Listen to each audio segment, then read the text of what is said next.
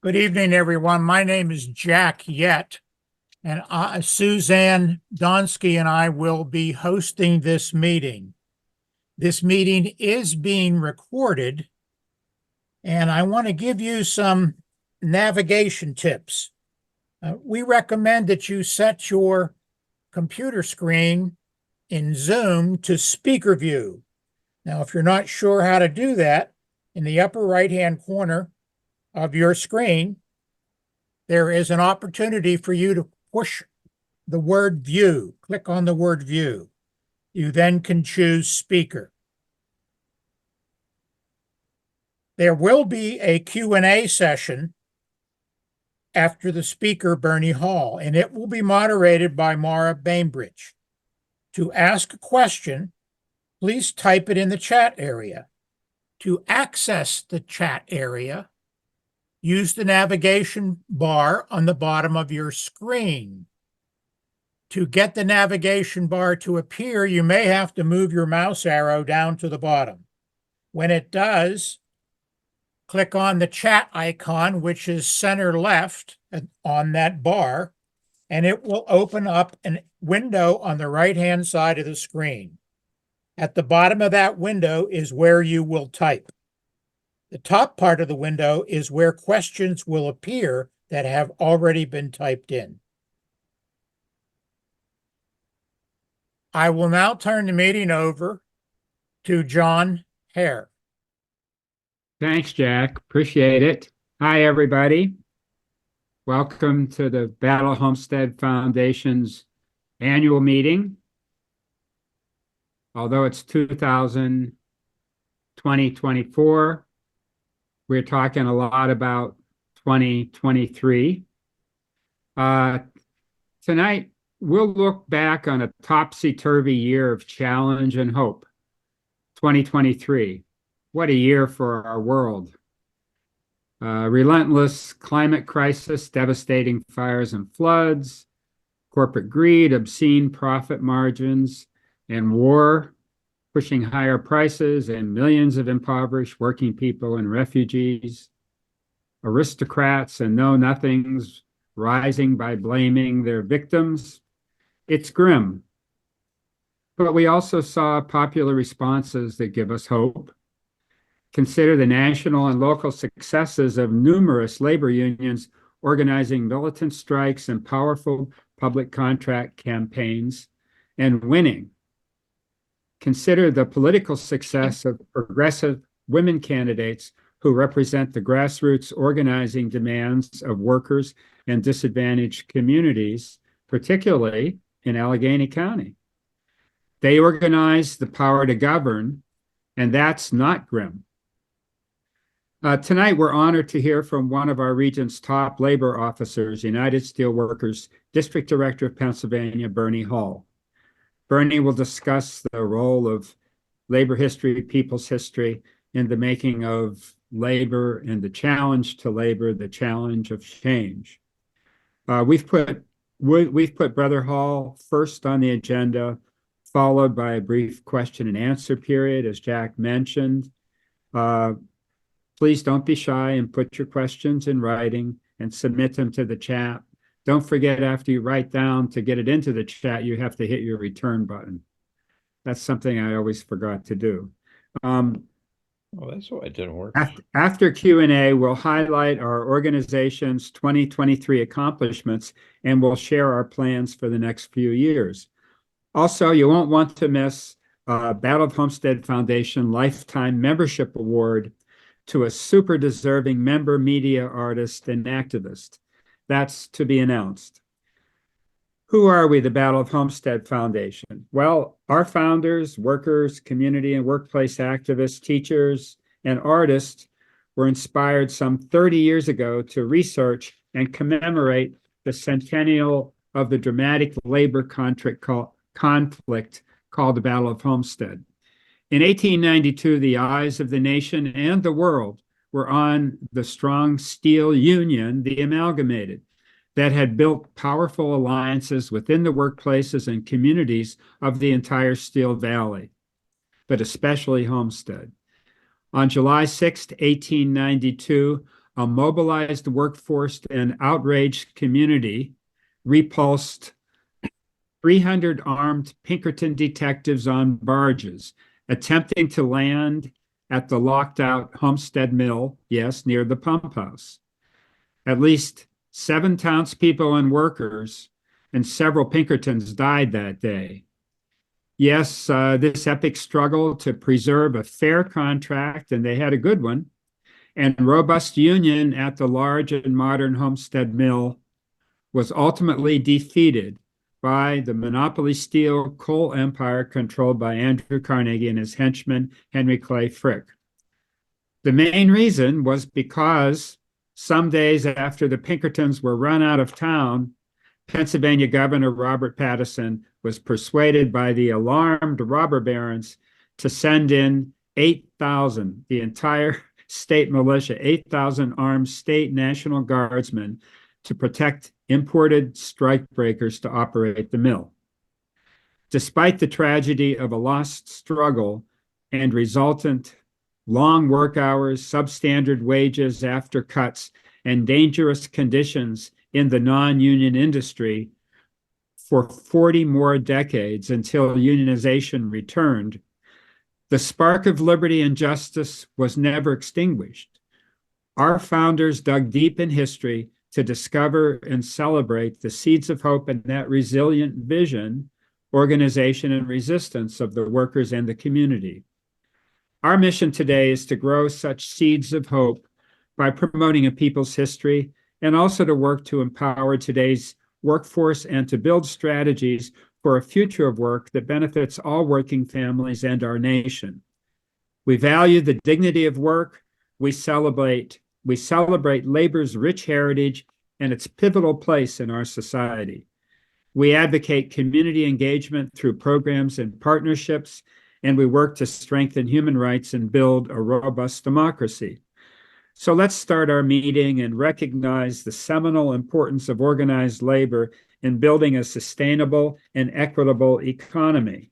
And we certainly must do that in this facing the crises that we face. Let's reflect how learning and uncovering labor and people's history can fuel that mighty movement for change.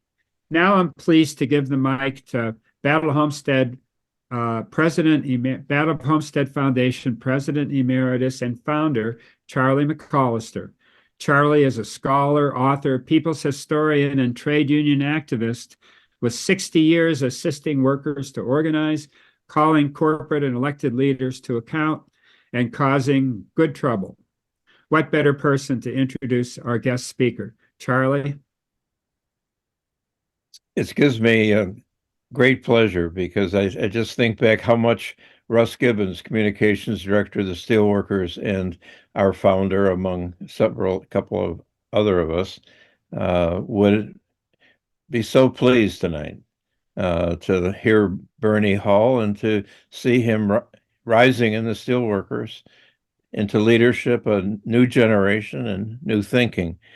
Bernie Hall is a 4th-generation steelworker whose family has a long tradition of union activism. He joined the USW Local 8183 in Bridgewater, PA, and served first as unit president and then president. In 2011, Bernie became one of the youngest ever staff representatives in the district. And since then, he has bargained in nearly every sector of the union, including negotiations with employers such as US Steel, BASF, International Paper, PCA, Allegheny Technologies, Nova Chemicals, Robert Morris University, and more. And he had a great teacher in the president of the Steelworkers, who was his mentor. Bernie currently sits on the National Institute for Career Development Advisory Board. He serves as a trustee to 3 of the Pennsylvania Heavy and Highway Construction Benefits Funds. I just want to add that, first of all, that I was so moved by going to his office and thinking what Russ would think when he saw opposite Bernie's desk 2 New York Times framed front pages. July 1892, the Battle of Homestead, and April 1937, the Jones and Laughlin decision that made concerted activity legal in this country, and also pictures of Philip Murray, who in many ways was one of the great labor leaders, who was a person of both heart and character, and so was Bernie Hall, and I'm very proud to introduce him. Thank you. Charlie, thank you. Well, first, good evening to everyone. And Charlie, thank you for that very warm welcome. And, to this day, it's interesting, and I pointed out to Charlie when he was in our office, we do have quite a bit that we've amassed over the last several years of historical items, but amongst the pictures on our wall, we still keep Philip Murray and John Lewis on opposite sides of the room.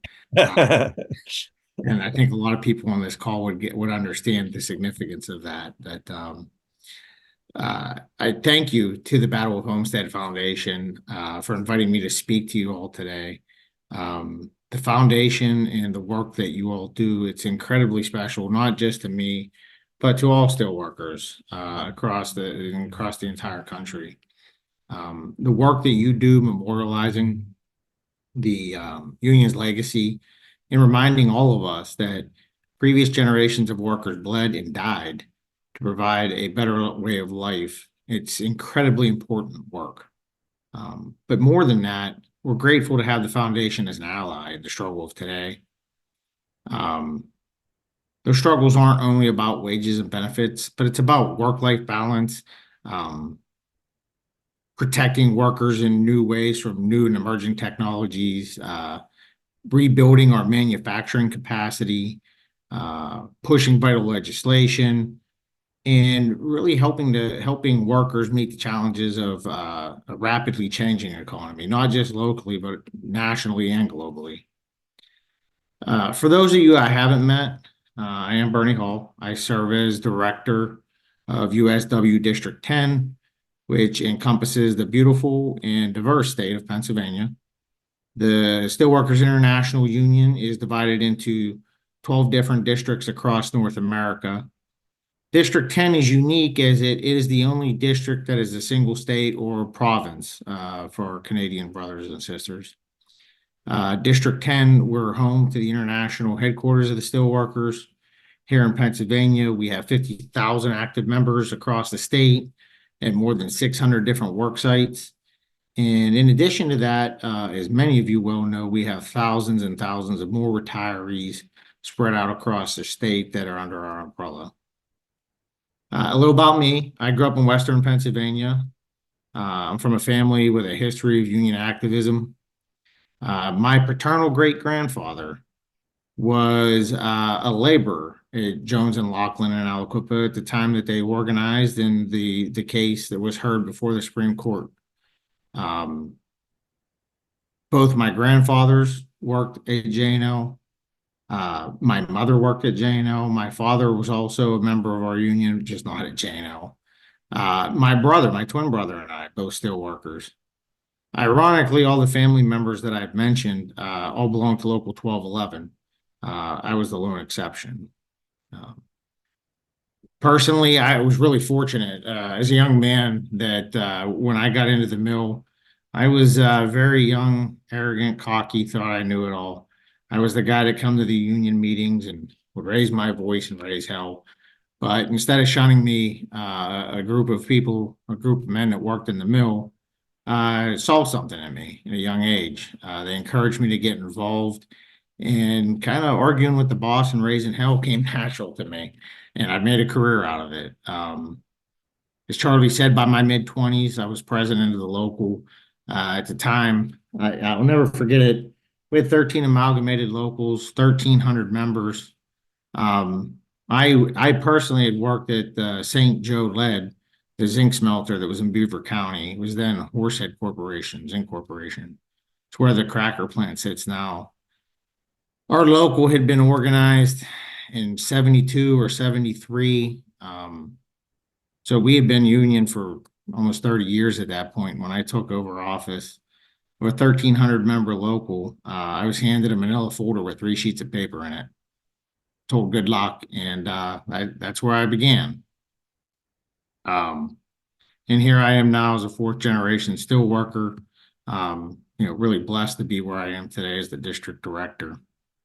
I will say that I'm even prouder to be raising my girls here in southwestern Pennsylvania and watching them grow and helping them understand the foundational elements of our movement that have kept it alive and well here for generations. The labor movement's really given me so much. And while my children may not fully understand it yet, it's also blessed my kids. They have opportunities that I had never imagined or experienced at their age. And all simply because as a young person, I signed a union card 25 years ago and was able to live and experience firsthand the values of the movement. Values like solidarity, just simply having each other's backs and working together collectively. Values like shared prosperity, the idea that workers are entitled to a portion of the wealth they create, and that our nation can't succeed if we allow resources to be gathered in the hands of a greedy few. I think most people on this call would agree with that, but I think when we talk about that in a broader context in society, it's a foreign concept to them. You would think it would be something that would just be accepted. And also values like inclusion, that there's a place for everyone in the movement, and that we have not just an ability, but really a responsibility to empower all different sorts of workers, regardless of where they may come from or where they may work or who they may love, to become an empowered member of not just the union, but the labor movement in whole. These were the principles that guided the founders of the Steelworkers that led really to the Battle of Homestead. They're also what sustained us through the ups and downs through many decades since then. And I believe they're the same values that will keep us going into the future. Like most of you, I've seen many changes, good and bad, sweep through southwestern Pennsylvania. But the common thread that we have is that's remained intact is really our union and the values that the union and the movement have really instilled in all of us. Even people today from the Western Pennsylvania that may not belong to a union, they can't deny that their family has been affected in ways by the union and the values of the union. Unfortunately, you don't have to look too hard to see the similarities between current times and, where the likes of Elon Musk and the David Burrits, U.S. Steel's current CEO of the world, continue to demand even bigger and bigger pieces of the pie. And comparing that to the rampant inequality that drove workers to strike and ultimately what led to the Battle of Homestead in 1892. We've made an immense amount of progress since then. And today we're seeing a resurgence of labor activity and organizing in the region and really across the nation. What I think is especially exciting about that resurgence is it's mostly young workers. Really the uptake in labor organizing across the country and across unions, across sectors is really young workers rising up and who are leading the charge. When you hear them speak, when you talk to workers from really a lot of new industries that people haven't felt that maybe were synonymous with unionism in the past, but to hear them speak, it's like stepping back in time. The vernacular certainly changed. I'm still a relatively young guy in labor years, that's for sure, but the vernacular is different. But the issues they raise are strikingly similar to the issues our union was founded on. Issues like the wages, benefits, work-life balance, respect, health and safety standards in a workplace. But most of all, most of the union organizing, and I think that this is what corporate America doesn't get, has been about dignity, dignity at work. These workers are seeing firsthand the importance of collective bargaining and the power of a union contract. A global pandemic and the increasingly disturbing income inequality in our economy have really opened the eyes to all workers. And it's really to what we've all known for some time. They know that the union offers a range of economic benefits for their members, especially for members without 4-year degrees. And I think that's especially important. You know, we just celebrated Martin Luther King holiday. One of my favorite quotes, which I think is really in tune with what I'm saying. Martin Luther King once said, "No work is insignificant, and that all labor uplifts humanity, has dignity and importance, and should be undertaken with painstaking excellence." We need to constantly remind not just the public of that, but sometimes ourselves. It is those of us that, regardless of your education level, your rate of pay, your socioeconomic background, it's those of us that get up to work every day, no matter what the conditions, whether it's a snowstorm, a rainstorm, a global pandemic. It's those of us who do that sort of work. Those are the folks who are truly necessary. They're the ones that make our economy and society work. And I think that that's lost on a lot of people. And I think that that's really what Mr. King was getting to when he talked about that. Now, you know, unions don't only, you know, it's not only about the direct increases in wages that come from collective bargaining that help individual workers better support themselves. But collective bargaining also extends a pay standard to all workers who perform the same job, which narrows the racial and gender pay gaps. Now, I'm not going to stand here and I'm not going to say that, you know, it's a perfect process, because it's far from perfect. The thing about collective bargaining, it's democracy in the workplace, and democracy is ugly. But you know what? There's no better system to put people in a level playing field. The union drives that we're seeing here in Pittsburgh reflect, you know, a national awakening and understanding the workers have rights, and there are mechanisms in place really that have been bolstered by the current administration. You can read recent polling. There's been a lot of coverage of this. It shows support of unions for probably 70, 71, 72%. It's the highest level since the mid-60s. The number of election petitions, I was just reading this the other day, the number of election petitions filed with the NLRB rose again last year after surging more than 53% in 2022. So in 2022, they've seen a more than 50% increase in new union organizing at the NLRB. And yet again, this year, when they reported again, it continued to go up. Unfair labor practice charges also rose another 10% as workers continue to push back against the never satisfied greed of their employees violating their rights. I would say more than this, though, young workers understand that economic and social justice are intertwined, and that fighting for rights at work also make our community stronger. And I think that that's really but this new generation of workers keenly is aware of. They really get it. Let me go back again. We talked about the founding principles of the movement. I just want to talk about the Steelworkers founding principle. The very first principle that was enumerated when the Steelworkers wrote out their founding principles was to unite in one organization, regardless of creed, color, or nationality, all workers eligible for membership. I think that sounds to a lot of us at this meeting tonight like a common sense thought, but at the time it was very polarizing to say. Even within a labor movement, it was really forward thinking, at least considered forward thinking. And ever since then, it's been an ongoing struggle, but it's a fight we're going to continue. That is what the labor movement's about. Unity, equality, a better future for everyone, for all workers and their families. And we really are lucky to see that the millennials and Gen Z workers are carrying on that tradition. They're taking a lead and they're advancing the ball. Now, I probably don't need to tell you all about the amazing work our union has been doing in the greater Pittsburgh region, but I'm going to do it anyways.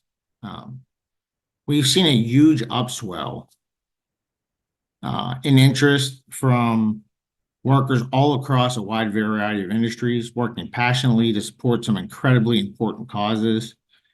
They've joined our union that they they can know not only help grow and support our communities, but that they can do even better. More secure working conditions for themselves while they're doing it. I had the privilege of working with a group a few years ago, the Prasad Center in Lawrenceville, who provide mental health and other resources to LGBTQ plus communities. They voted to join the movement to better serve. Their number one priority was really they were concerned about the direction the organization was taking, and it was really about better serving, their constituents. And then after we took care of that, it was about the stability and safety a union contract brought to their workplace. It's the same with workers in other industries. Tech workers, we've seen people who code for Google, grad students, and even workers at the Humane Animal Rescue are fighting to have their voices heard. That's really the past meeting the future right here in Pittsburgh. That's the collective power of our movement, the weight of all the years of work and solidarity we've been built, paving the way to a brighter future for our entire community. But let's talk about the past and the future of our region converging. Nothing illustrates this more starkly than the name of Andrew Carnegie. And I know that this has been talked about a lot. You all know how freely Carnegie put his name on all sorts of things, using the fortune he made on the back of steelworkers to build cultural institutions in an attempt to shift his legacy and arguably, in his mind, to literally save his soul. But the thing about legacies, they're a slippery thing. Money can only get you so much. And last year, after 2 years of really hard bargaining, workers at the Carnegie Museums ratified their first contract as members of our union. They followed their colleagues at the Carnegie Library System who joined our union in 2019. Those folks at the Carnegie Libraries systems, they've created the largest local of library workers in the entire country. And it has the name Carnegie right here in the city of Pittsburgh. These workers, it's not the mechanisms of the steel workers or the staff of the steel workers. It's really these workers. They're redefining the Carnegie name, turning Pittsburgh's cultural institutions into union institutions, places where workers' voices matter, places where you can receive a fair wage, safe working conditions, and on top of all that, the services that the workers provide to our community. When we talk about approximately the 500 curators, scientists, educators, visitor service representatives, art handlers, grant writers, and others that work at the museums, we're talking about a tremendous body of collective knowledge and experience. And all that is now part of the labor movement, which only makes us stronger. They understand as well as anyone their connection to the steelworkers who really built the region, and they're proud to honor that legacy as they transform their work in a system bearing Carnegie's name into good community-sustaining jobs. That's what they did. In true union form, they fought to ensure that everyone was treated fairly in the contract. When they voted to join us, more than half of the workers in that system made less than $14 an hour. And I'm really proud to say that we were able to work with them and to offer, in addition to the many benefits that come to a union with a union contract, the deal that they signed, it set a $16 an hour living wage floor, which at the time of ratification on the first contract, mind you, which is not easy, the majority of those workers saw immediate raises ranging from 15 to 35%. And that's the real difference working people can make when they come together. And I applaud them because their number one goal was to lift the folks up at the bottom, the people who made the least. And they did it. They used their collective voices. They stuck with it. It took a while, but they did it. Obviously, money's not everything. But if we want world-class institutions here in our region, we really need to recognize that workers need more than just the prestige of their job or the mission of the institution. They need a voice on the job. Frankly, it comes back to the respect and dignity The thing that all these workers have in common is they didn't feel like they were heard, that they were valued, that they were understood, and the issues that they were raising just weren't being considered. Another great example of this is the University of Pittsburgh. Our union, we've been working with the faculty, staff, and grad students there for years to help them achieve job security, better wages, health and safety protections, and massive public university. Now, the university boasts an endowment of more than $5 billion. That's a lot of money. They have a lot of resources. They can do a lot better. And all these workers are really asking for, what it comes down to, is to be treated fairly, that they have the capacity to support their families, and that they make essential contributions as they make the essential contributions to the university and its students. The faculty voted to join our union in 2021. They're still bargaining their first contract today. They, like so many other workers across our nation, need living wages and stability so they can continue to help educate and empower the next generation. Many of the full-time faculty they're still making, and this isn't the University of Pitt. This isn't a rural institution. It's a world-class institution. Many of them still make less than $40,000 a year. And on top of that, many more are stuck in part-time or contingent positions that barely allow them to make ends meet. These are folks with doctorate degrees, advanced degrees that do research. Continuing on the university, the staff. I see a number of the staff, folks with the Pitt Staff Union are on the call. Hi, Jen. They're looking forward to voting in their union election later this year.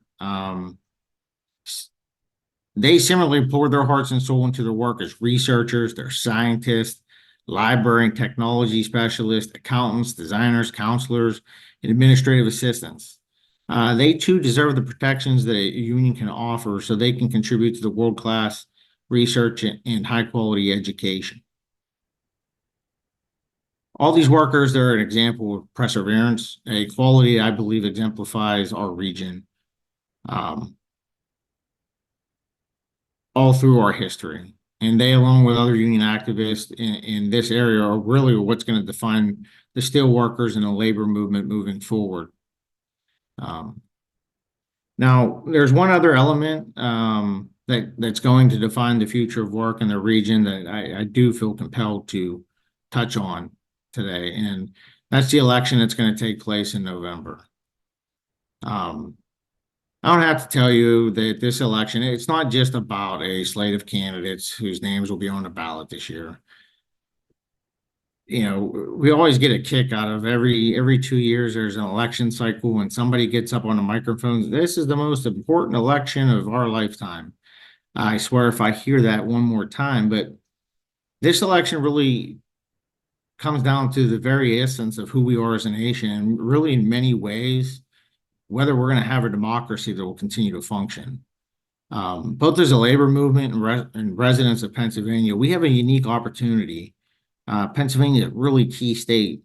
We have an opportunity to help shape that future of our entire country. And, you know, I go back to my kids and thinking about ensuring that they, in all generations to come, can carry on the legacy and have the opportunities that I had, that I spoke about earlier. When it comes to elections, our union takes a values-based approach. We do a lot of work on the front end. It was something that President Conway felt very strongly about. He really implemented a lot of initiatives.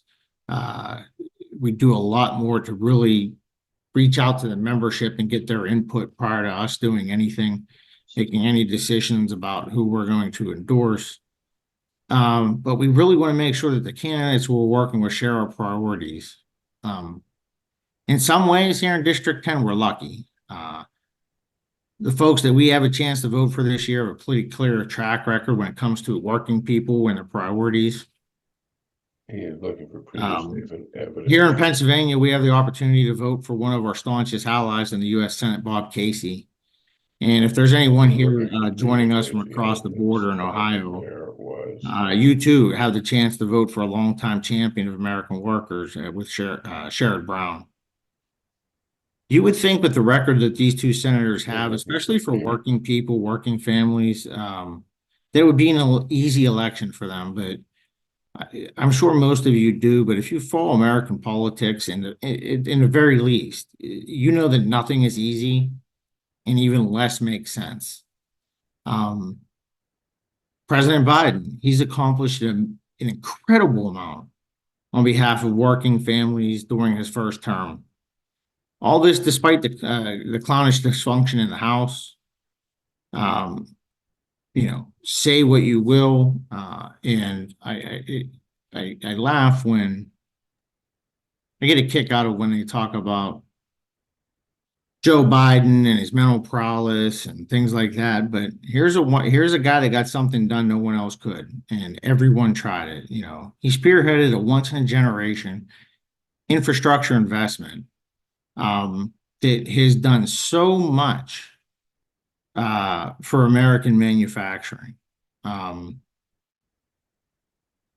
They worked and he championed and he got through. He saved the pensions of more than 1 million workers through the Butch-Lewis Act. He's revitalized the Department of Labor. And quite frankly, he really does stand as one of the most pro-union presidents our nation has ever elected. And it's a shame because through all the chaos and the cartoonish antics of what we see in Washington, I think it's lost on a lot of people. But his accomplishments in a short period of time for the labor movement, for working people, are incredible. He also embodies a lot about what's good here with us in Western Pennsylvania. The idea that the jobs of the future have to be good jobs, union jobs, that working people are real stakeholders and deserve that voice. Some of that's ensuring workers have the opportunity to exercise their rights to organize. And unlike previous administrations, under previous administrations, the National Labor Relations Board would serve corporations. And, that is completely contrary to its intent.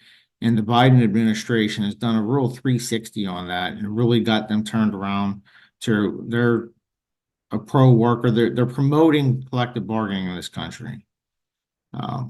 And we're seeing that commitment paying dividends across the nation as more and more workers are turning to unions. I don't think that that's a coincidence. But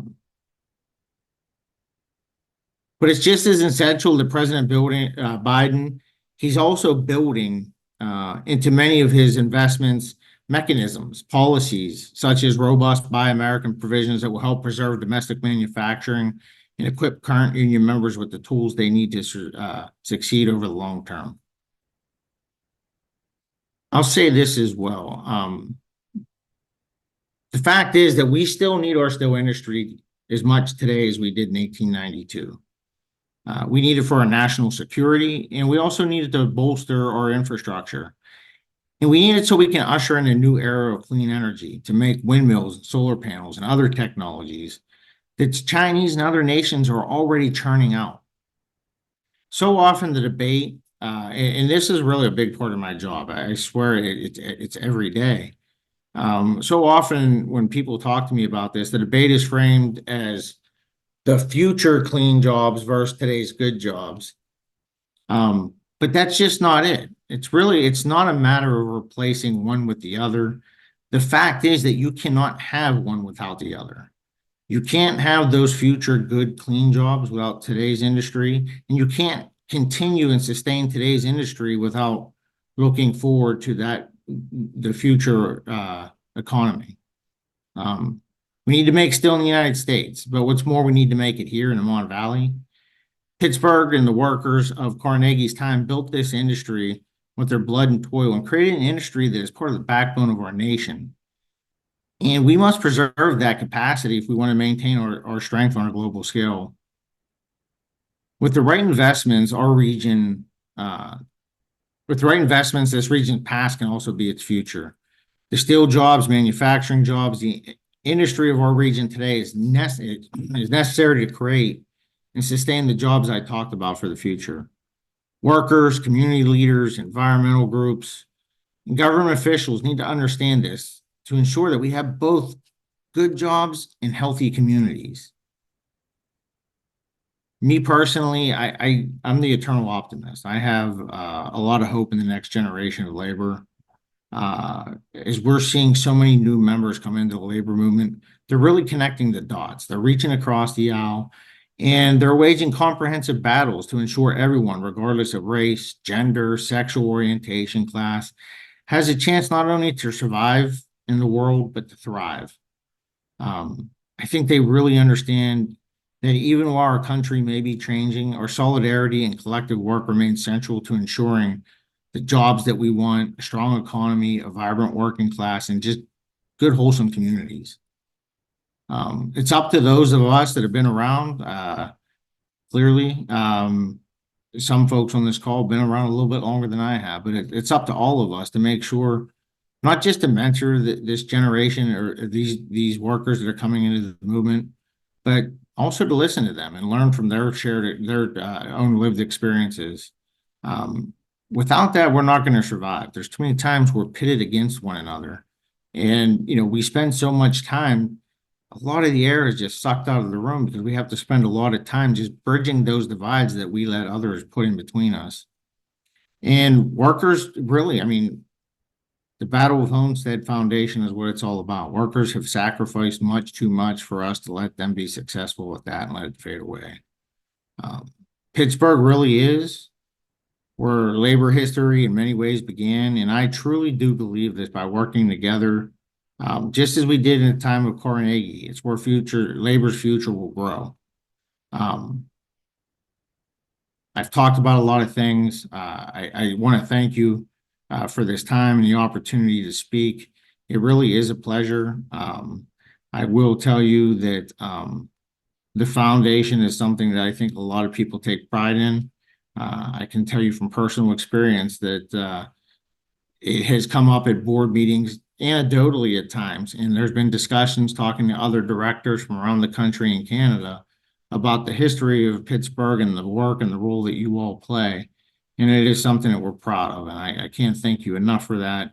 And again, thank you for the time, and it's been a real honor talking to each and every one of you.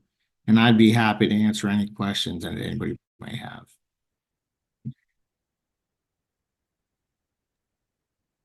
Okay.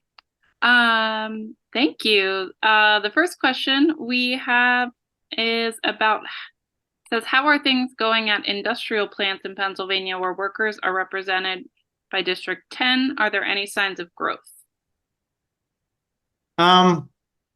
Things are going good. I said I'm the eternal optimist. I am, but I do believe that things are going good.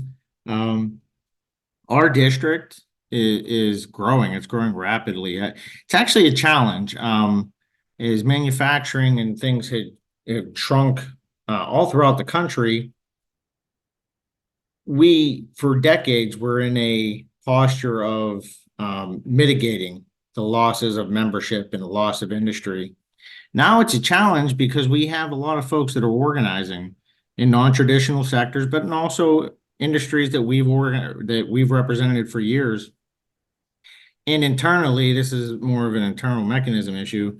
It's presented a challenge because we haven't had to do that many first contracts or bring that many new members in such a short period of time.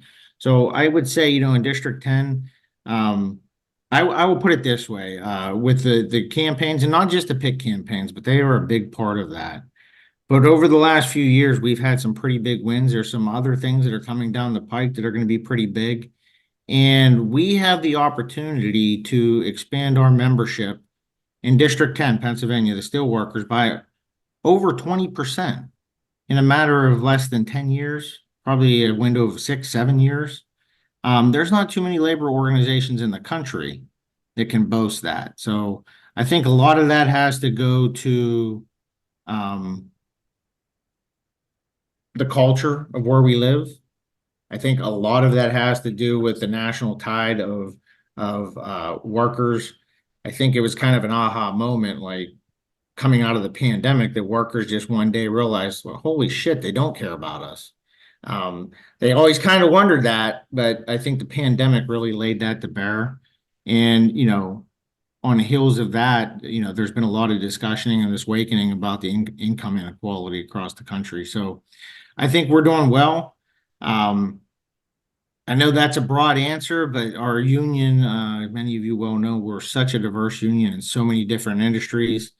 Uh, some industries do better than others, but overall, we're doing really well. And I think that over the next couple of years, you're going to see some pretty interesting stuff coming out with some new technologies, green energy, and some of the more advanced manufacturing that the USW will be behind.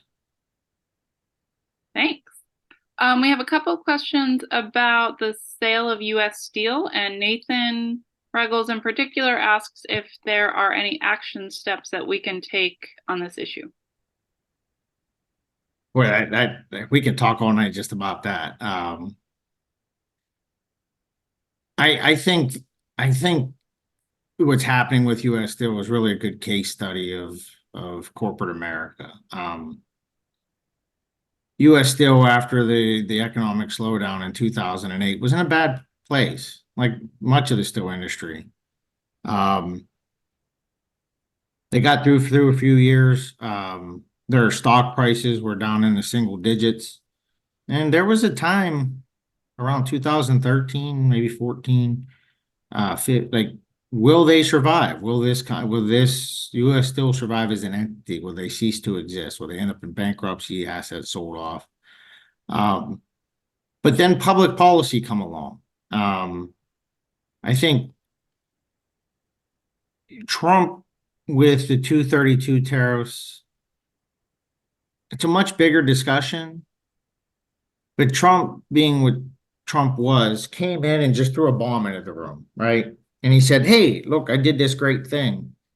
But what he did was started in motion what we'd been talking about since the 1950s when it came to foreign trade and the erosion of the American industrial base and also the national security implications. And, hey, thanks for getting the conversation going again. But we've been doing this since the 50s, so welcome to the fight. But it was also one step in a 100-mile marathon, right? And over the years since then, coming out of the pandemic, there's been a national policy and really a lot of attention paid to making sure that we're building things, we're making things here again. I think that was another critical piece coming out of the pandemic, that there was an awakening in this country, like, holy shit, we don't make anything here anymore. Like, you couldn't even buy a car because we needed little chips and pieces and parts from all over different parts of the country. Just, we couldn't get toilet paper a lot of times because, some of the materials that we needed to come in from overseas, or we didn't have the manufacturing capabilities. And then when the Biden administration came in, the infrastructure bill, the Inflation Reduction Act, CHIPS, and critically, he took tariffs that Trump had started. All tariffs are they're temporary by their definition.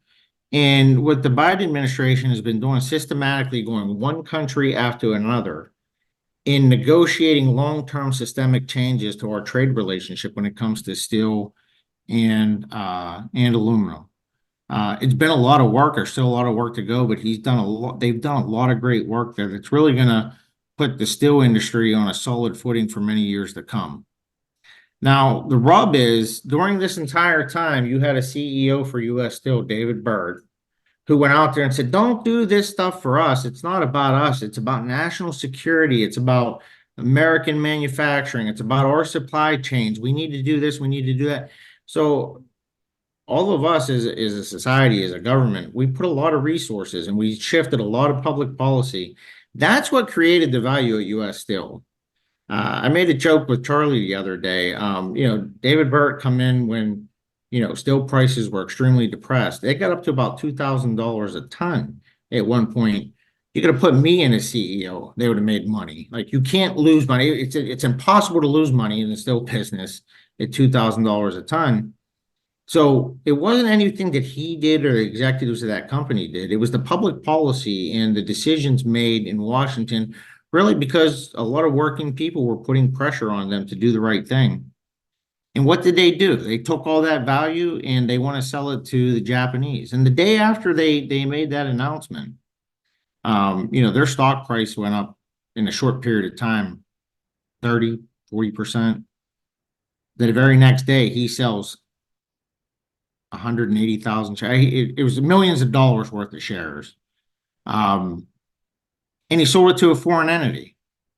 So after going around talking buy America, invest in America, American infra, it was us that built that value, and then they want to sell it out to overseas. And look, I'm actually the Japanese culture is fascinating to me, and in a lot of ways, I admire it.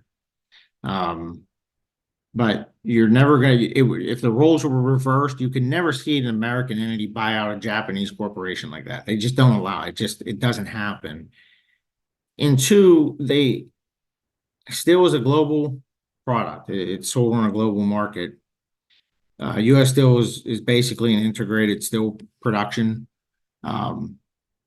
Nippon has 13 blast furnaces in Japan. There's a downturn in the global steel market. Now, here in the United States, our companies look at, well, where are we going to make the most amount of money? The least profitable place, that's what we're going to idle down. The Japanese, not so much. They would never, ever idle one of their furnaces and keep one of ours running unless it was an extreme difference. It would really have to be something. I don't care what anyone tells me, how they try to spin it. That is not good for us. It's not good for all that work that we put in. We're letting them sell it out for a few dollars. And that's not why we did that work. That work that's been done over the last several years wasn't so that David Burritt and a select few can line their pockets. It was really about keeping those jobs here, that the industry here, the manufacturing here. And I think that you're going to come to see over the next couple of months as this plays out. I think US Steel, the one advantage that we've always had over US Steel was their hubris. And I think that they're getting over the last 2 weeks, they're getting a real education about the power of working people and like really the many, many, many years that we have at doing this. I mean, steel workers, and especially through the Mon Valley and the Pittsburgh region, have been fighting trade and have been working with the government for many, many, many years. US Steel thought, well, we're US Steel. We can do what we want. We're a big billion-dollar company. We don't have to, we're just going to steamroll this through. But I think that they're learning a hard lesson, even as we speak. Thanks. So we're running low on time, so I'm going to start combining a couple questions. We have one listing several unions, including UAW, postal workers, SEIU, and others who have thrown their weight behind a call for a ceasefire. Al Hart is asking if the steelworkers might contribute their strength to this movement for peace. Don Beaton asks if the USW would call for Biden to stop supporting genocide or otherwise step aside for someone more electable this election cycle. I guess the answer to the first question, I think all of us agree that like what's happening in the Middle East right now is a crime. It shouldn't be happening. I can go on about my personal thoughts, and I think a lot of folks within the USW may have a lot of similar thoughts. But one thing that we've tried to be very careful of, and it's what gives us strength, but it's a tough nut for us to crack sometimes. We've become such a diverse union by industry and really by the diversity of the membership that we have now. It's hard for us as a labor institution to weigh in on that with the logo. That's not to say that, as I started out, I don't think anybody supports what's happening there. I think that a lot of us, I think those who know me personally know that my views on the situation are very well known. But that's not to say that may not change at some point. But I think that that's really the position that we've taken up until now. Okay, and then I'll give you one last question. So again, combining a couple questions. Could you speak about the USW's orientation towards displaced and women workers, Black and brown workers, and any emerging organizing tactics that you think could be utilized to more effectively reach younger or more diverse workers? Yeah, I'm going to try to answer that question. A big question, sir. Yeah, it's something that we've been looking at quite a bit. And, President Conway had a lot of thoughts on this, and we had a lot of conversations, and I had some ideas myself. And really, the timing's worked out perfectly. There's a lot of grant monies out there to do a lot of different job training. And one of the things that we felt important is, especially places that we have a lot of density. We talked about the Mon Valley specifically, using the weight of our institution to help communities that have been underserved or underemployed to get jobs in workplaces like ours, and even in workplaces that we don't represent. About a year ago, we started to work a couple years ago, but about a year ago, we were awarded a pretty sizable grant. We've been slow walking this because we want to get it right the first time. We've been working with a couple of the COGs in the Mon Valley. We've been talking to them. We've been talking to Mayor Gainey's folks, now the Innamorato administration, and I think that over the course of the next 12 months, you're going to see a lot of work coming out of the USW, trying to get into the communities where we really have a footprint, or large locals, and try to run programs and really leverage our employers too, to say, hey, look, there are these accredited apprenticeships for an industrial manufacturing worker. We'll go out and do the work. We'll provide the trainers. We'll do it. We'll go into the communities, working with community organizations, and find folks in this community who want to do this type of work. But we want a commitment from you that if they take this time and do this and go through this process, not that you're going to guarantee employment, but you're going to guarantee that any kind of artificial barriers that you've put up in the past are going to be waived, and they're going to get a legitimate chance at a job interview and a shot at that work. Some of that we've been able to structure where some of those folks can actually get stipends and paid to come to those classes, because it's hard. You may be working a job that you're not necessarily happy with, but you have bills to pay, and you can't necessarily go a couple of weeks without a pay check. So that is in the works, and I think that that's something you're going to see. Even in particular, we had a discussion yesterday. We got an additional grant. We're going to do a program to help mentor women who want to get into the industries that we represent. They're going to work with other women who are members to kind of help be successful in our workplaces. District Director Hall and Mara, thank you so much. I really have to say this is really good. I'm sorry that we can't continue to go on, but Zooms do have a life of their own. And if there are a number of questions in the chat that we'd be happy to supply to you as well later on, and if you wish to deal with them, you may do that separately. But we really need to move on, and I want to thank you so much for spending so much time with us and speaking from the heart. We really do appreciate that, and we look forward to working together with you, District Director, and doing the best that we can to support all the members and the steelworkers. So at this point, I'm sorry, viewers, if you had a question that wasn't addressed. It's important that we move on, and I'd like to call upon and begin our business meeting now. I know it's a step down for sure, but not necessarily, because we have our treasurer, Rosemary Trump, to give us the financial report, and then we're going to move on into our agenda. Thank you.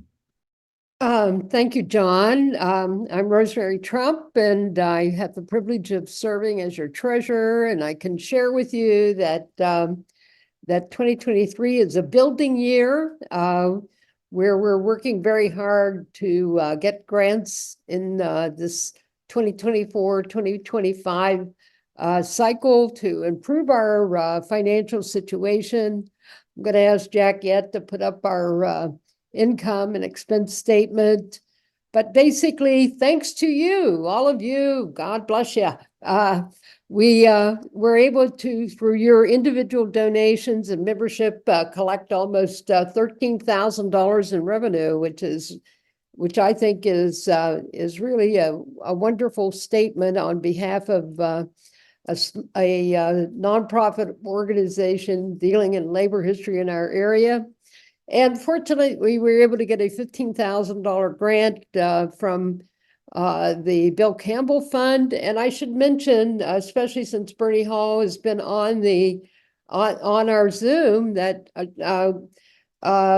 we owe Tom, the past president, Tom Conway, a debt of gratitude, because last December 2022, he provided a $5,000 grant. It's not recorded in the 2023 report, but it, of course, carried over that succeeding month of January of 2023. But in any event, our total income for the 2023 year period was almost $35,000. The exact number was $34,672.86. And our total expenses during the year was approximately $66,510.25, therefore providing a net loss of approximately $31,000. The good news is that we have grants that have been passed on to us in the past that we were able to draw down on to make up for that difference. And if you go to the balance sheet, Jack, we'll be able to show you that those accounts are recorded in our general fund, where that's our checking account. We had, at the end of the year of 2023, $8,315.83. And our labor education fund, which is our Weisberg Foundation money that was provided to us.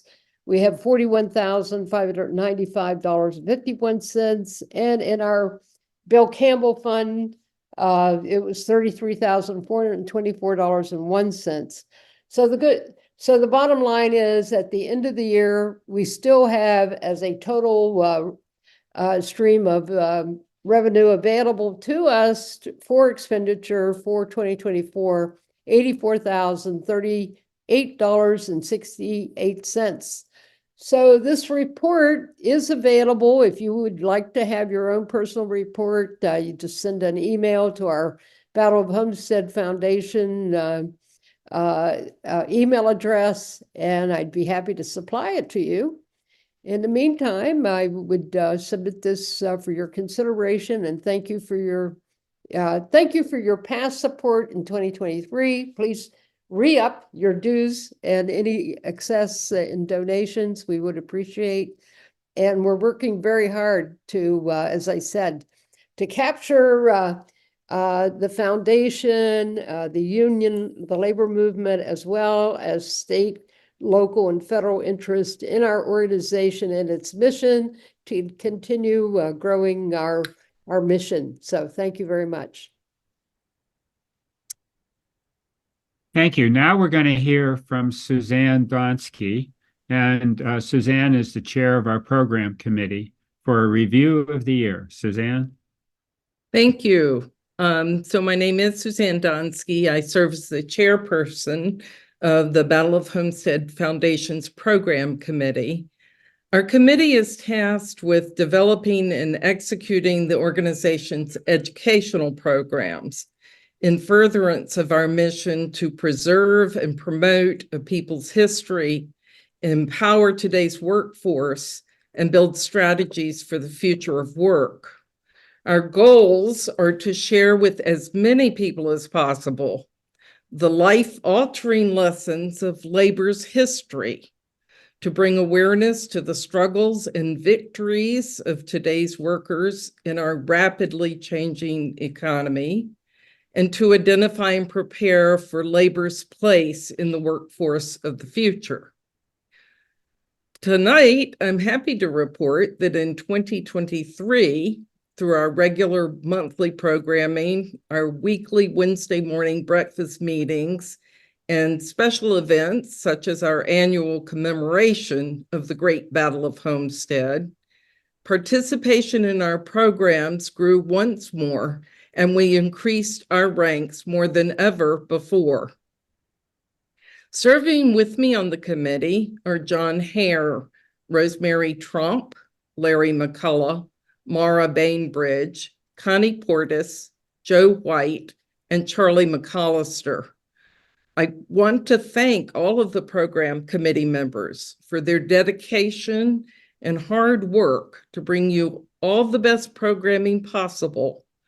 Events that spotlight such important issues as workers' job opportunities in a green economy, union organizing and collective bargaining efforts within the museum and library sectors, and the role of Jewish community members in Homestead during its heyday of steel manufacturing and thereafter. In each of these and other programs from 2023, we examined those critical points at which historical perspectives and practical perspectives intersect. Creating and implementing the organization's programs is time-consuming volunteer work. And as a board member of the Battle of Homestead Foundation, I can tell you that we are grateful to all of the committee members for the work that you've done. I also want to give a shout out and particularly thank our operations manager, Larry McCullough. He's a critical member of this committee, and he's done outstanding work in publicizing the organization's programming. I have no doubt that our increased numbers in program participants is mostly due to Larry's efforts to spread the word. On a sadder note, I must take a moment to recall and acknowledge the huge loss we experienced this past fall with the death of one of our most stalwart members, historian Millie Bike. Kind and intelligent and oh so determined, Millie spearheaded the organization's programming in its earlier years, laying the path that brings us to today. We will never forget her. Now then, I'm going to stop talking and give you a glimpse at what the program committee accomplished in the last year through a film that was prepared by committee member and vice president of the organization, Pauline Greenlick. Enjoy.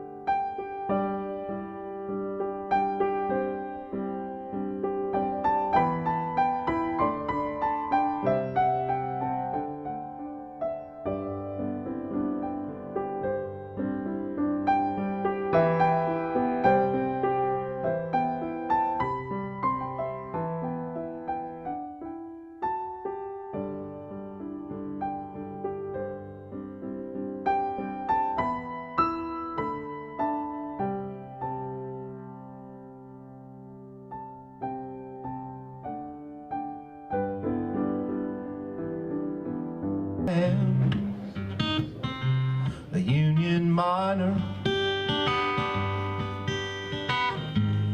and I'll work all night and day. I am a union miner, and I'll mine your coal for union wage. In 17, I left my home for this country's flag. I fought the war. By 21 in my hometown, hey, I weren't welcome in the Legion Hall no more, because I am a union miner, and I'll mine your coal for union wage. For that wage, I'll lay my life when I march down from Marmet, armed with my Colt and Winchester, a red bandana tied about my neck. I am a union miner, and I'll mine your coal for union wage.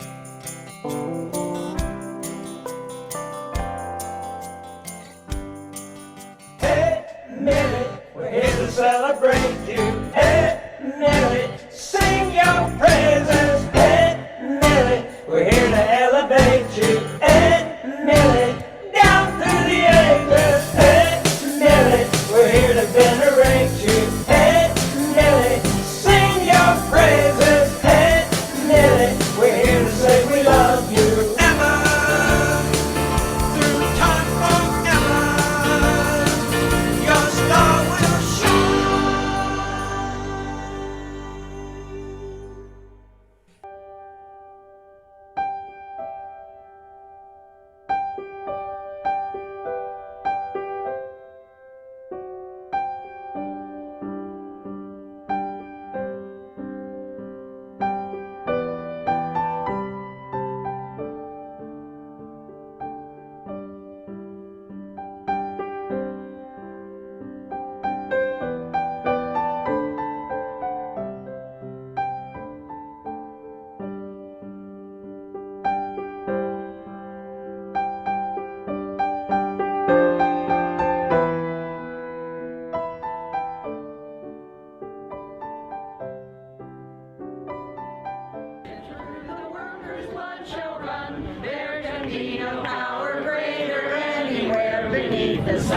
Yet what force on earth is weaker than the feeble strength of one? But the union makes us strong.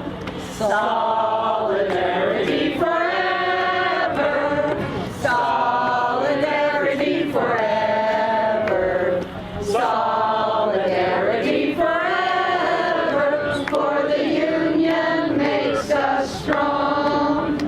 It is we who plow the prairies, built the cities where they trade, dug the mines and built the workshops and the miles of railroad laid. Now we stand outcast and starved amidst the wonders we have made, but the union makes us strong. There is power in a band of working folks.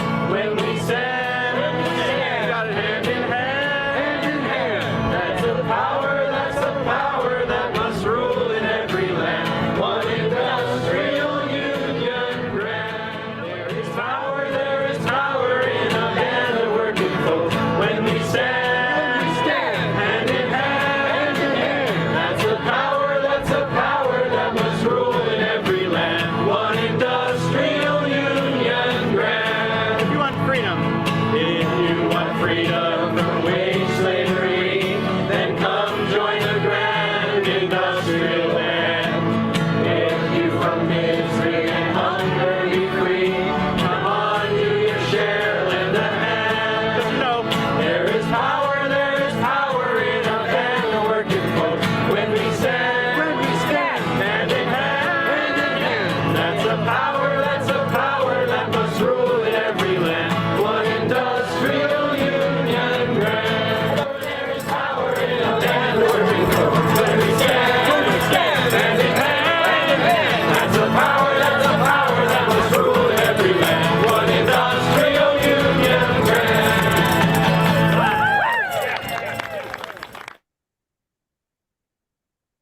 How about that? So many, many thanks to Pauline Greenlet for that lovely overview of our 2023 programming year. Meanwhile, the committee has recently been busy planning the program series for this year, 2024, which kicked off on January 13th when the Battle of Homestead Foundation co-sponsored a wonderful program with Park Place AME Church in Homestead in honor of Martin Luther King Day. With lots of great events yet to come, I want to draw your attention to one I'm particularly excited about, and mark your calendars for on March 10th at the Unitarian Church in Shadyside. Author Lainey Newman will speak to us about her recently published book that's getting outstanding praise. It's called Rust Belt Union Blues. Now, there are several ways to find out about this and our other upcoming programs. You can join our mailing list by sending us an email at the address that'll be contained in the chat. Once you're on the mailing list, the email list, make sure you read Larry's weekly email blast, and it'll give you all the Battle of Homestead news, including our special guest speakers at Wednesday morning breakfasts, and other things happening in the area of labor interest. And third, you can follow us and like us on Facebook, and there you'll find scheduled events announced and other related news. Now, I want to switch gears for a moment because I get the delightful task of announcing this year's Lifetime Membership Award. And it's my personal pleasure to let you know that the recipient is none other than Pauline Greenlick. We're giving this award in acknowledgement of her outstanding videography work on behalf of Battle of Homestead Foundation. Pauline came to our organization after a 30-plus year career in special needs education, but she's also an award-winning amateur filmmaker. Her many films highlight issues of social and economic justice, both here and in East Africa. For many years, Pauline has worked alongside her husband, Dr. Louis Picard, with their nonprofit, ASA Social Fund for Hidden Peoples, in which she serves as its CFO. Indeed, Pauline has produced more than 30 films documenting the lives of the hidden people in war-torn Uganda. ASA's important work includes managing microloans to small women-owned businesses there and offering tangible support for local schools and orphanage and more. Closer to home, Pauline's films document history in the making. She's recorded many of the Battle of Homestead's programs and special events, highlighting the historical, environmental, social justice, and workers' rights issues that we bring to the fore, and creating a lasting record of our activities. Pauline accomplishes all of these goals with quiet grace and humility, volunteering long, and I mean long, hours of hard work for others' enrichment. How lucky we are that Pauline has chosen the Battle of Homestead Foundation to be the recipient of her gifts. If you're unfamiliar with Pauline's work, I urge you to go to her YouTube page. It's under Pauline Greenlick on YouTube, as well as the YouTube page for the Battle of Homestead, to view her many films. I promise you, you'll be glad that you did. And so, Pauline, in recognition of your incalculable contributions to the Battle of Homestead Foundation and the greater community, your undying curiosity, and your inspiring generosity of spirit, we give you the 2023 Lifetime Membership Award. Wow. Well, can you hear me? Yes, we Okay. can. I couldn't see the green box. I want to extend a big thank you to the Battle of Homestead Foundation for awarding me this prestigious annual award. When I first started attending the Wednesday morning breakfast and events, I listened to the stories that the members told about their work in the mills and their struggles to achieve fair labor wages and working conditions. As a teacher for over 35 years, I could relate to the need for a strong union representation. Even though I was a newcomer to Pittsburgh, I felt the solidarity of the members, which includes steelworkers, environmentalists, professors, writers, artists, musicians, and union workers and leaders. I learned from all of you. I learned about Pittsburgh's past labor and industrial history, and also the current challenges faced by workers today. But most of all, I listened to the personal stories of the workers, the stories all of you told. I felt a great need to record these historical words of wisdom because I feared that they would be forgotten.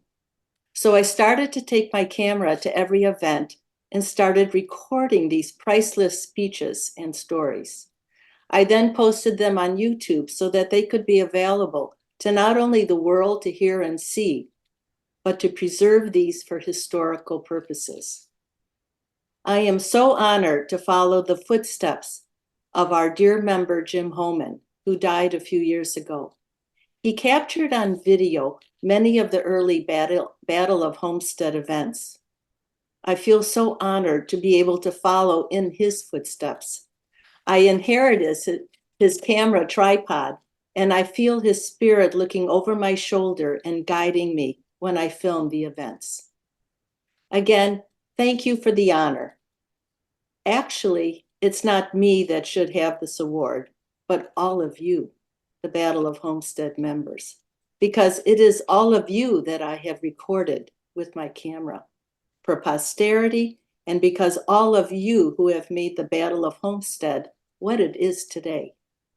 I'm proud to be part of this wonderful group called the Pump House Gang. I treasure the friendships I have gained, and most of all, I am honored to serve as your vice president. I also am honored to be part of the team building our Center for Labor History and Future of Work. Thank you very much, Battle of Homestead Foundation. And thank you, Pauline. So now I'm going to turn it over to Rosemary Trump and Larry McCullough, who are going to talk to us about our center. All right, well, it's time to showcase Pauline worldwide and start getting some money to build our Center for Labor History and the Center for Future of Work. We've got a lot of work to do, and we're going to do it and accomplish it. And as Pauline said, we need to be able to showcase all of you who are on this Zoom, the membership of our organization. And I take inspiration from the civil rights movement. The civil rights leaders have been working with the National Park Administration of our government to be able to create a civil rights trail and that civil rights trail has over 100 landmark showcase pieces, whether it's a statue, a home, a museum, a place where something may have taken place, a battle for their rights, and it covers 15 different states, primarily in the southern portion of our country. And what we have to offer is and to demand and to call for is to recognize not only civil rights but labor rights, because labor rights are civil rights. So, and what a perfect place to do it, but here in the city of Pittsburgh and our region, because we have over 100 different areas that we could tell stories about, people, locations, sites, libraries, sculptures, artwork, to be able to share. And it's in this book that there are a few remaining copies. Thank you, Charlie McAllister and Howard Scott, for writing this book several years ago, and we thank the Allegheny County Labor Council for publishing it, and it describes over, well, to be exact, about 67 different areas that you can go to here in southwestern Pennsylvania as a labor trail. And there are maps, and this shows that, within a 15-mile radius, not a 15-state radius, but a 15-mile radius, that we have a lot to offer in terms of educating the public about our history and having it be instructive so that we can learn from past, perhaps, mistakes. Like, for instance, should we have let Carnegie and Frick determine how labor relations should only be conducted by management only.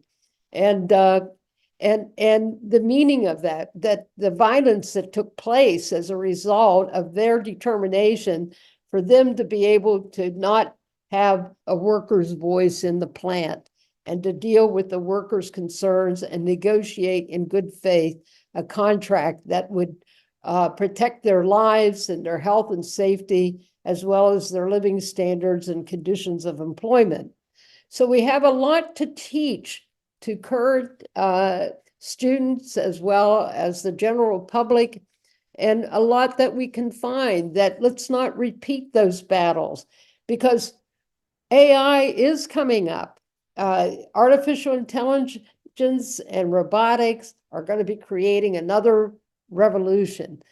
We have the city that can talk about the labor and industrial revolution, just as Boston has been able to tell about the American Revolution, and Philadelphia and Washington, D.C., the political revolution to democratize our country, have been able to showcase their heritage. And there's no reason why we can't do it here in Western Pennsylvania and get people excited about these stories that should be known, and to pay homage to those who went before us to provide the conditions of employment and the wages and benefits that we have today, and to really inspire us to have a better society in the future. So that's a little bit of background to what we hope to be able to create here in Western Pennsylvania, and I'm going to let Larry McCullough expand on my remarks. Larry?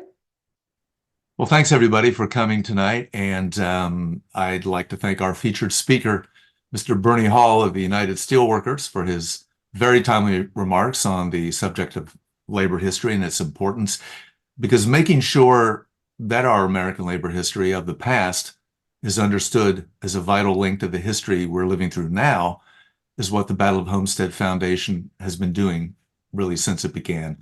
And it's, I think, really why all of us are here tonight. And it's why our plan to build the Center for the History and Future of Work is probably more urgent than ever. A few months ago, we began our capital campaign. So far, we brought in funds from several modest startup grants and by generous donations from many of you as individuals. We've received strong support letters from U.S. Representative Summer Lee, State Senator Jay Costa, Representative Abigail Salisbury, Representative Matt Gergley. We've been encouraged by Senator Casey, Senator Fetterman, and Representative Lee to begin the application process for the 2025 congressionally directed spending grants, which we're currently preparing. In the meantime, we've also started an official fundraising committee for the Center for the History of Future and Work. And each of you here tonight can be on that committee if you like. We're going to need your ideas and your input. We're gathering names of potential donors we can approach and ask if they'd like to support the center and make it the kind of educational experience that we all envision. If you'd like to be on the center fundraising committee, just send an email to us at the foundation, bhfprograms@gmail.com, or just about any email address you found on our website, it'll get to us. And you can see what we've already come up with as far as a basic brochure and overview, the way we're trying to spread the message to potential donors. And you can always go to our website and learn more there. Someone once said, the purpose of living history is to reach beyond the page and into the mind and into the heart, and connect us all on a more intimate level with the people who came before us. This is the living history that the Battle of Homestead Foundation will offer through the Center for the History and Future of Work. It's history that will connect and inspire everyone who believes in an America that is just and equitable and worth working for. So thank you for helping us do that.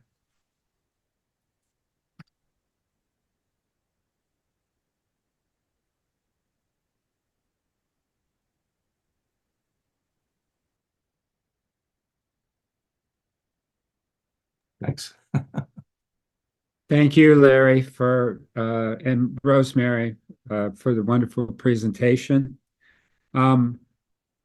We have been creating resources for our center, though we have no place that we can call our center.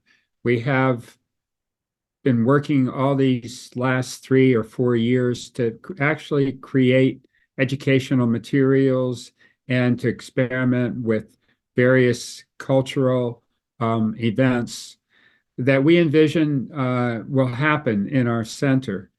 And very important in that process has been our development of an archives of the past and recent history, particularly the decline of steel in the 70s and 80s that many of us lived through.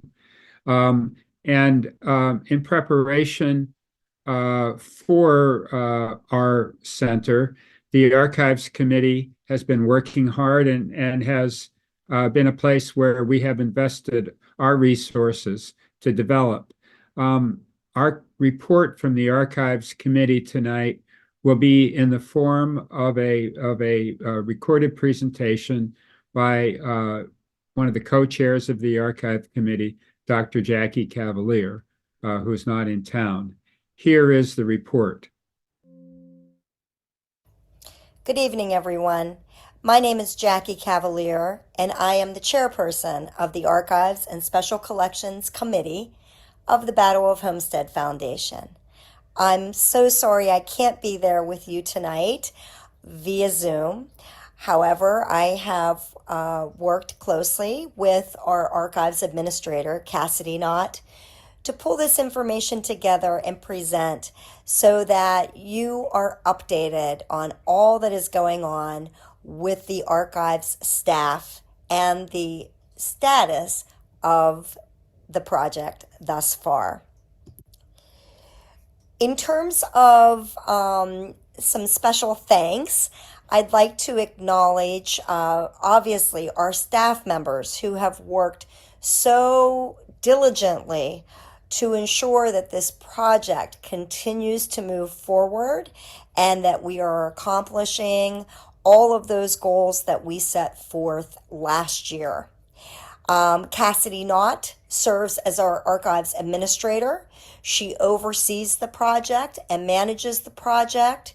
She works directly with us in terms of identifying areas of most need and keeping us updated on a regular basis in terms of the status of the collections and some of the challenges as well as the accomplishments of the team. In addition to Cassidy, currently we have Zachary Adams, who serves as an archives intern. He too is doing much of the physical work associated with the project.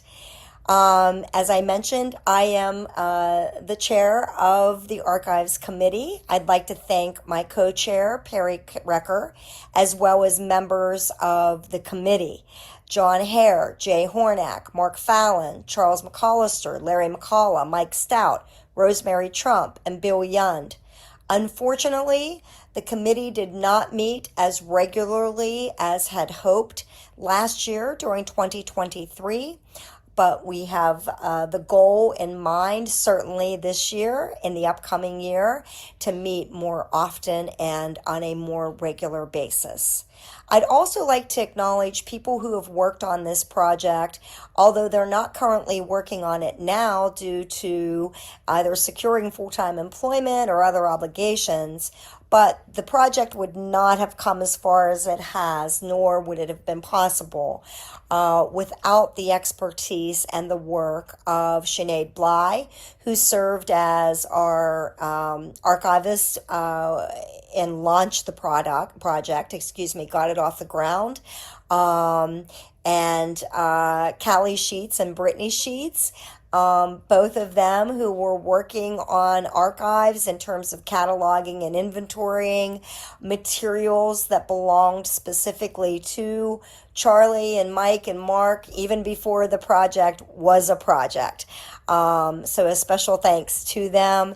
and our former intern, Molly Morgan Powell, who also secured full-time employment, is no longer with us. But nonetheless, the project would not have been possible to come as far as it has without the contributions of all these talented individuals.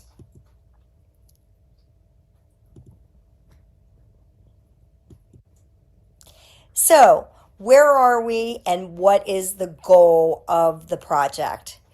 The project, the focus of the project was the digitization of 3 collections to be uploaded to the Pennsylvania Power Library. And those collections would be uploaded, completed and uploaded in the order in which they were received. So that includes the collections first of Charles McCollister, Mike Stout, and Mark Fallon. Each of these collections was parsed through to find the most important and relevant items, such as documents, pictures, material culture, and so on. Once these items were identified, they were scanned or they were photographed. Once all of the items were digitized, they were meticulously uploaded to the platform of the Pennsylvania Power Library. Why the Pennsylvania Power Library? Well, the Pennsylvania Power Library, as you will see momentarily, is an online platform that is used as a database to house parts of our archives collections, as well as many other collections to organizations from organizations like ours throughout Pennsylvania.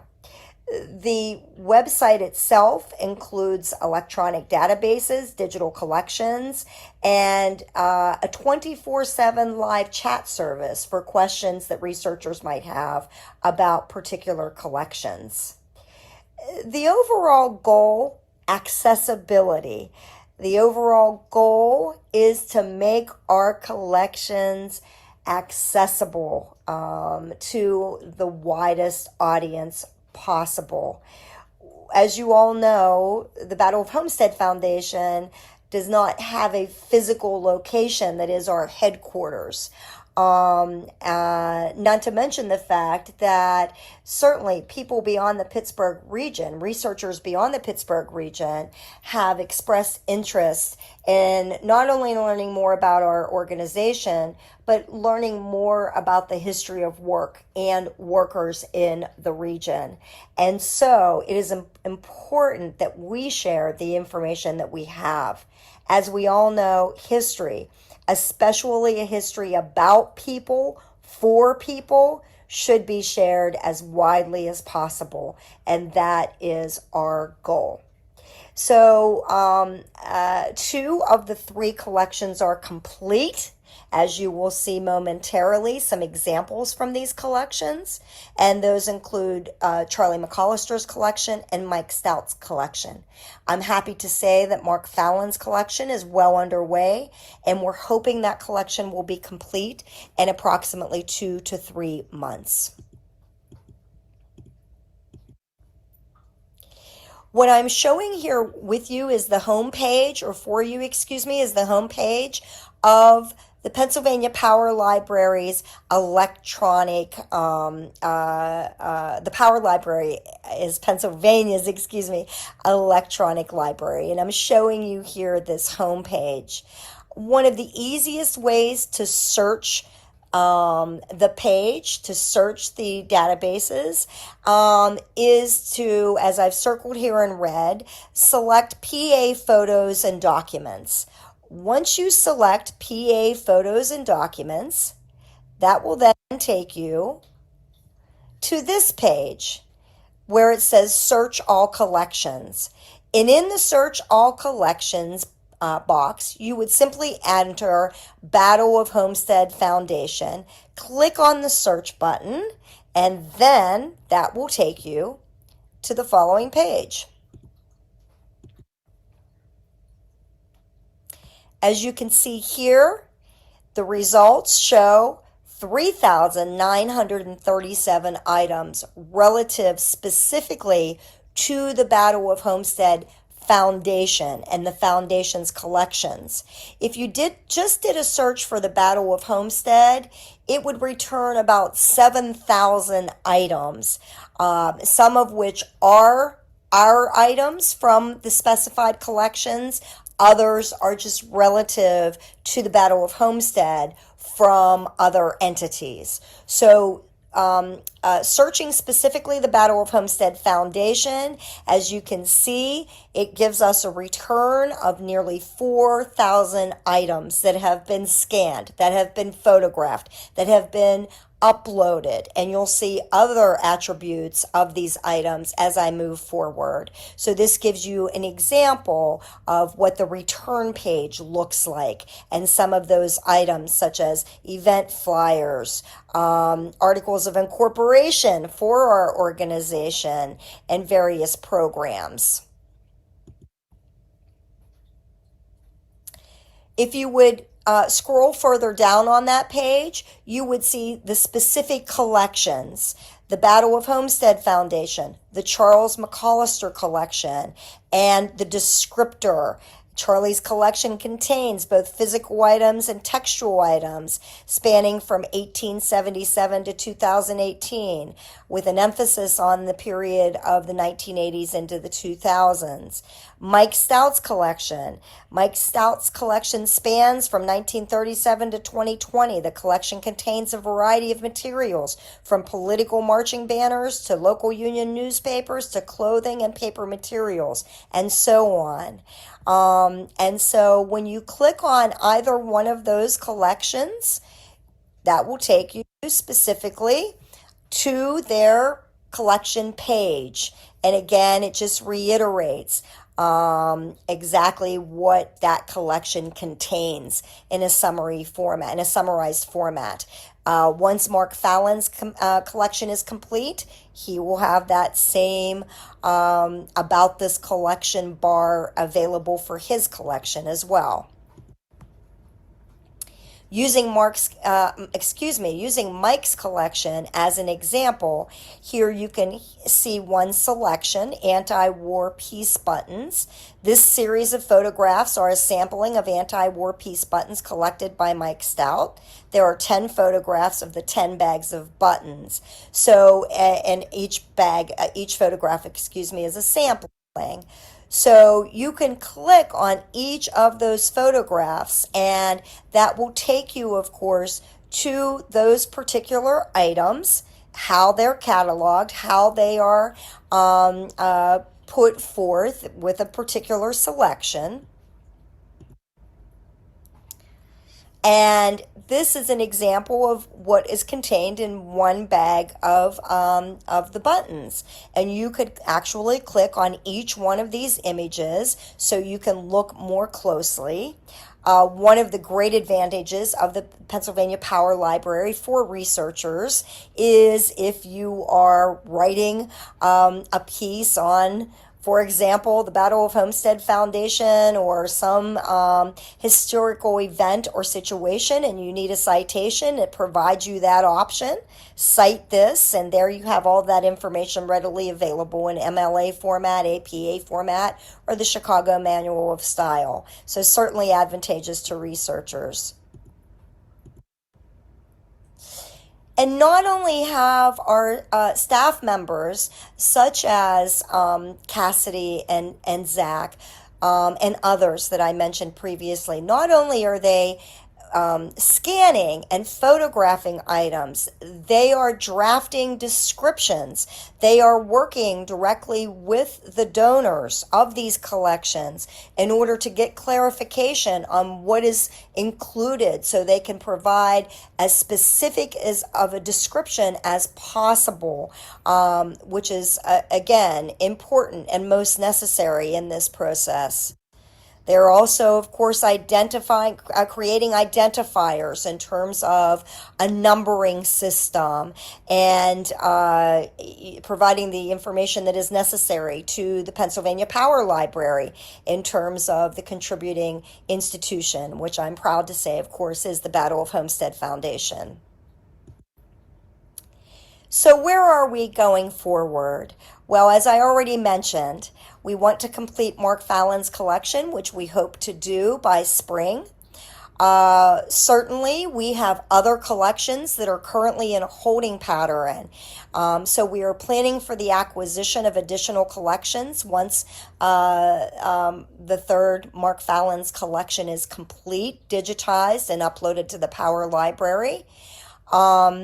We most definitely want to secure more monies through grants, donations, and other means so that this wonderful work can continue. We need that money to sustain the archives project. We are working with a bare bones staff who have worked miracles considering the resources that they have. For those of you that may not be aware, our collections are securely stored in a guardian storage facility. We have 2 storage units where we have the archives secured, and that is also where our archive staff does the work. They're working out of the guardian storage. That's where our necessary instruments for archiving, our equipment for archiving, and other supplies are housed. And so in addition to the goal of hiring and training additional staff, we need additional space to be able to expand our collections and continue this work.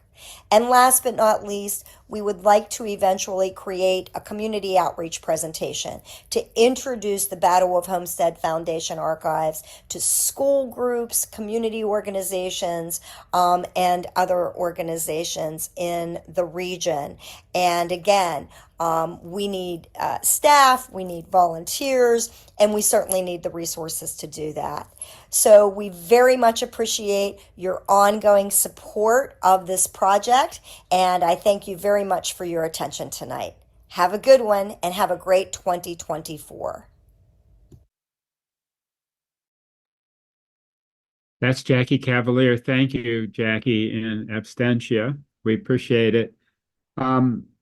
We do, as an organization, govern ourselves through a board of directors, and the board of directors serve a staggered term. There's currently 18 total. There can be more, but because we wanted to define the opportunity for folks to have terms of three years, at our first meeting under the new bylaws, we drew lots to who would serve in order to stagger the election so that 3 or 4 would stand for election each year or vacancies.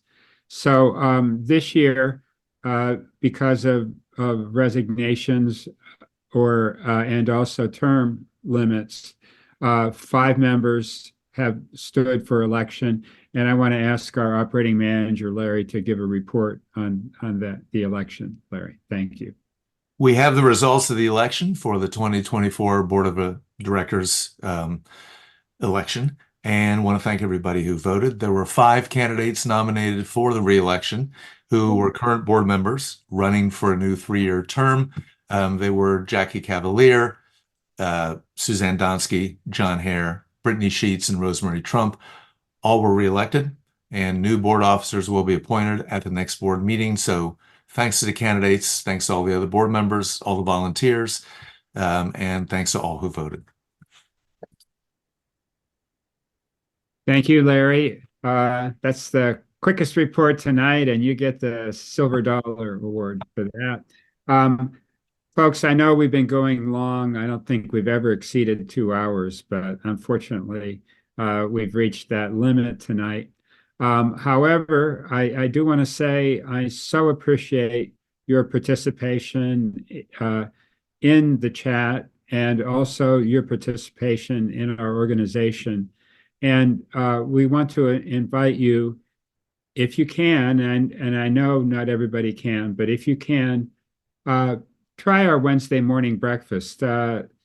it's kind of magical from time to time when people show up and commune together, often over very interesting subjects from a guest speaker.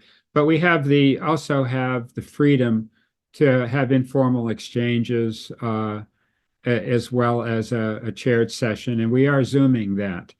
I was just thinking how we used to have our annual meetings, and that was we would have a banquet in a banquet hall, and we would all turn out and have dinner together. And that would certainly be a goal to look forward to have a major event like that. And we are thinking about it. And now that there is some possibility for us to be together, it is a special quality. We are thankful for Zoom and the ability to communicate virtually. That's kind of magical too. But we want to say your help and your ideas and your resources that you have to spare can be invested very fruitfully in our organization. And please join us and come and volunteer with us. Thank you to everyone who participated tonight, especially our committee chairs and our featured speaker. We look forward to working together with you in a whole new year.